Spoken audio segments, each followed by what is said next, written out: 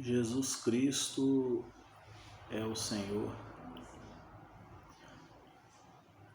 A genealogia de Jesus Cristo é muito interessante. Tem algumas curiosidades muito pertinentes. Em Mateus 1, de 1 a 17, nós temos a genealogia, que mostra algumas curiosidades de onde podemos tirar várias reflexões. Então, começa a genealogia falando que o livro da genealogia de Jesus Cristo, filho de Davi, filho de Abraão, que Abraão gerou Isaac, Isaac a Jacó, Jacó a Judá e seus irmãos, Judá gerou de Tamar a Pérez, e a Zera Pérez gerou Esrom, Esrom Araão, e aqui sucede, e eu poderia ficar aqui até o versículo 17, porém, eu acredito que é mais interessante, e esse é o objetivo dessa genealogia, nós tirarmos algumas conclusões em detrimento de alguns detalhes interessantes. Olha para você ver. Da tribo de Judá veio Jesus, uma das tribos, talvez a das menores. Jessé, pai de Davi, ele foi gerado por Obed. Obed este foi filho de Ruth. Esta, após ficar sem marido, não abandonou sua sogra. Inclusive nós já estudamos o livro de Ruth, aquela passagem que eles cantam muito em casamento: onde tu fores irei, onde tu repousares repousarei, o seu Deus será meu Deus. Aquilo, apesar de ser falado em um casamento, não é uma fala de uma mulher para um homem ou vice-versa. É uma fala de uma nora para uma sogra. E é interessante que Ruth, ela, após ficar sem marido, não abandona sua sogra e não se entrega também. Inclusive, nós vemos que ela vai para a sogra dela e chega lá e procura trabalho e vai trabalhar numa roça, como se fosse hoje. E lá ela fica, ela acaba recebendo a graça através de Boaz, que era amigo de seu falecido marido. E este era interessante que ele era filho de Raabe. Se a gente for olhar a história de Raabe, é a história de Jericó, onde a prostituta Raabe acolhe duas pessoas que foram de Israel para bisbilhotar, para conhecer Jericó, a mando de Josué, e depois Deus entregaria Jericó, mas ela, ao ver que eles foram perseguidos e esconderam na casa dela, e ela ajudou eles a sair da cidade, ajudou os infiltrados de Israel a fugir das mãos dos soldados de Jericó. Então é muito interessante você perceber que essa mesma Raabe é mãe de Boaz, e Boaz vem casar com Ruth, e aí uns detalhes que são muito interessantes e diz talvez alguma coisa. Uma observação é que Ruth também ela era moabita. E moabita é essa que, segundo a história, ela era descendente de uma das filhas de Ló, naquele dia onde Ló embriagou e veio a possuí-las, então essa Ruth era moabita, descendente moabita. Olha para você ver que interessante que dessa história lá das filhas de Ló, que desencadeou, que descendeu os moabitas, veio Ruth, e Ruth casa com Boaz, esse filho de Raabe, e depois nós vamos ver que na sequência, após Davi, nós vamos ter Salomão, um dos homens e rei mais sábio que já existiu, e talvez vai existir pelo que diz a Bíblia, porém seus descendentes não foram bons reis. E como o próprio Salomão, que no final veio a desobedecer um dos pedidos do Senhor para que ele não se envolvesse com um tipo de mulheres lá que cultuavam deuses pagãos, e ele acaba se envolvendo, esses filhos deles também Então, quer dizer, o conhecimento ele tem que ser tem que ter um equilíbrio, porque se você passar da medida, você acaba envolvendo com coisas, a procurar respostas aonde, né, se Deus não te revela, é porque talvez você como filho, né, é melhor para você que não saiba de algumas coisas, não tenha conhecimento, né, de algumas coisas até certo ponto. E da descendência de um dos seus filhos no exílio, né, na Babilônia, veio a descender José. José, esse pai, né, ele veio a descender José e José, marido de Maria, que por fim, né, se nós vemos aqui no versículo 1 e 17,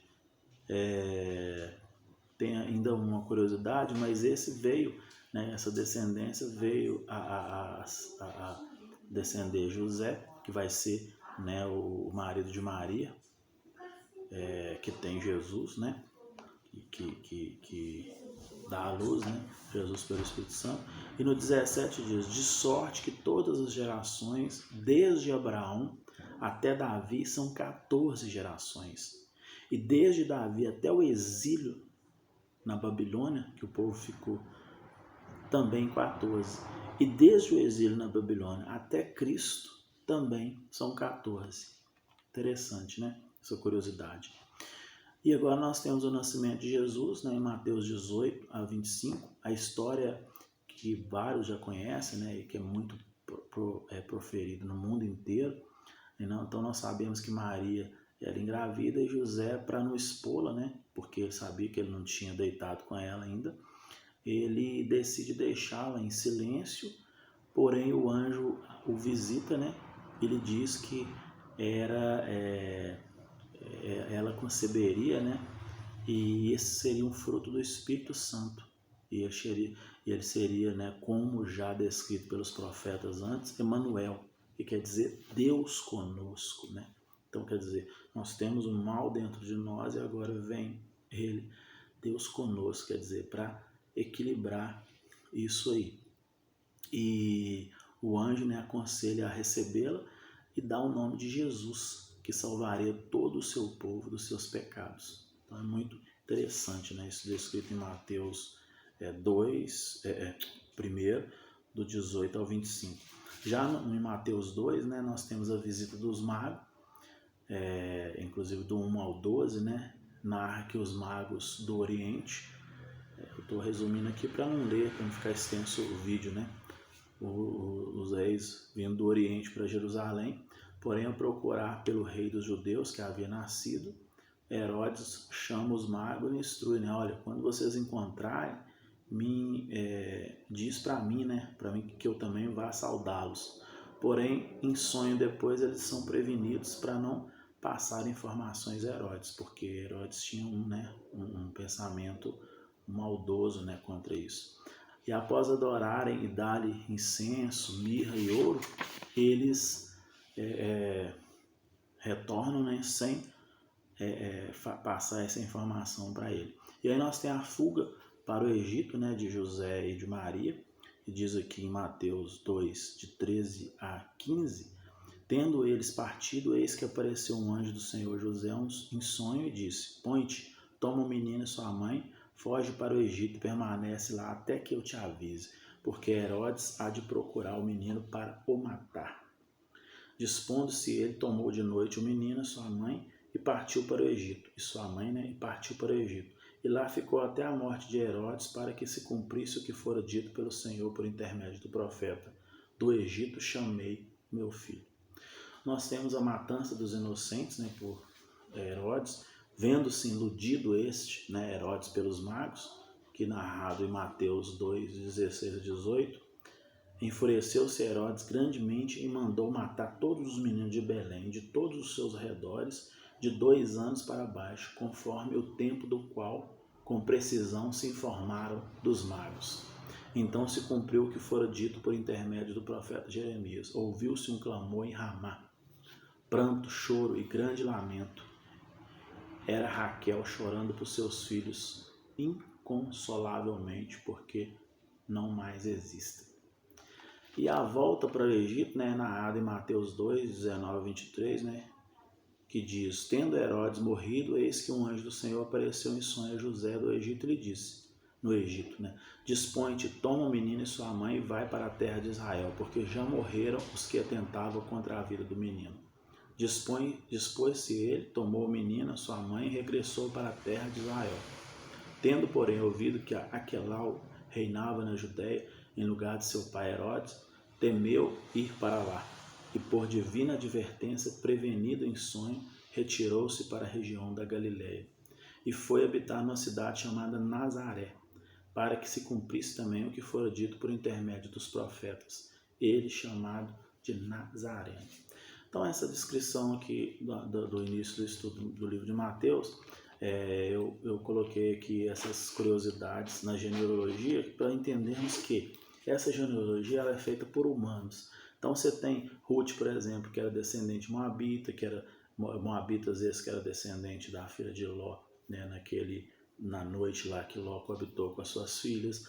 Nós temos aqui, né, Jessé, que acaba sendo, né, o pai de Davi e que é descendido na genealogia Ruth, que essa então, né, ainda descendida por Raabe, era, né, tido como uma prostituta, e agora Ruth, que era descendente moabita, que casa com Boaz porque perdeu o marido, né, e aí vem a conceber nessa descendência aí, nós percebemos que não tem uma genealogia de pessoas pela sociedade, né, vista como pessoas acima de qualquer suspeita, ou pessoas que não têm nenhum histórico, né, ou não tenha nenhuma coisa que não o abomine, ou melhor, né, que não o manche pela sociedade, né? Eu estou dizendo aqui pelos olhos da sociedade, para mostrar que dessa descendência e lá sai Jesus. Isso é interessante porque passa uma lição de que nenhum ser humano está, né, impune ou está o suficientemente separado para que não venha equivocar-se, para que durante o processo, ou talvez na sua própria descendência, não tenha algum lastro, né, com alguém que por algum momento desenvolveu ou fez ou alguma atividade, né, que talvez diante dos olhos da sociedade não é bem visto. Porém, nós vemos que ninguém tem uma natureza, né, imputável como a do Senhor, né, o Senhor Deus, que criou todas as coisas. Então, Cristo vem para viver, né, pelo que nós vamos estudar na sequência, né, para viver na pele, passar pela experiência humana, para ter propriedade, né, para falar sobre o sentimento e tudo do ser humano, mas também para, através dele, nós sermos justificados, né, justificado por Cristo, mas também ele vem para ser depois, né, o cordeiro, né, vivo a ser imolado por nós. Então, para equilibrar esse mal, né, que lá no Éden o homem colocou para dentro de si, somente através de Jesus Cristo, né, o Filho de Deus, para equilibrar com essa positividade dele, né, essa negatividade que tem dentro de nós. Então, um breve início aí do estudo do Novo Testamento e do livro de Mateus. Vamos prosseguir nos vídeos adiante estudando, hein?